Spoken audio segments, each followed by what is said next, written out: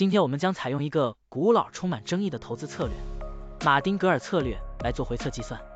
股票市场中，马丁格尔策略就是在股价下跌时增加投资，以较低的平均成本获得更多的股份，然后在股价上涨并达到盈利目标时，一次性卖出获利了结。如此周而复始，持续跟踪股价操作。现在，我们就设定一些参数，让 Stocktiny AI 帮我们生成程序，对 Stellar、XLMUSD 进行回测计算。设定参数如下：最大买入次数7次，最大加仓比例 1.5 倍，每次买入股价下跌的比例 10%， 获利卖出的上涨幅度 5%。运行时间从2023年1月1日到2024年5月2日。交易手续费设定为 0.10%。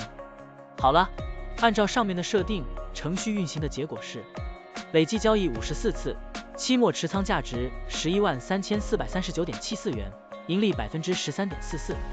相比持仓不动，多盈利负 38.73%。可以看到，橙色的持仓价值曲线比股价曲线更平缓。我们换一组参数，再尝试一下。最大买入次数5次，最大加仓比例 1.5 倍，每次买入股价下跌的比例 8%， 获利卖出的上涨幅度 3%， 这样就可以得到新的回测结果。累计交易90次，期末持仓价值145819.64元，盈利 45.82%。相比持仓不动，多盈利负 6.35%。股票的波动特性不一样，盈利效果就不同。参数设定不同，盈利效果也会不同。怎样找到最优的组合呢？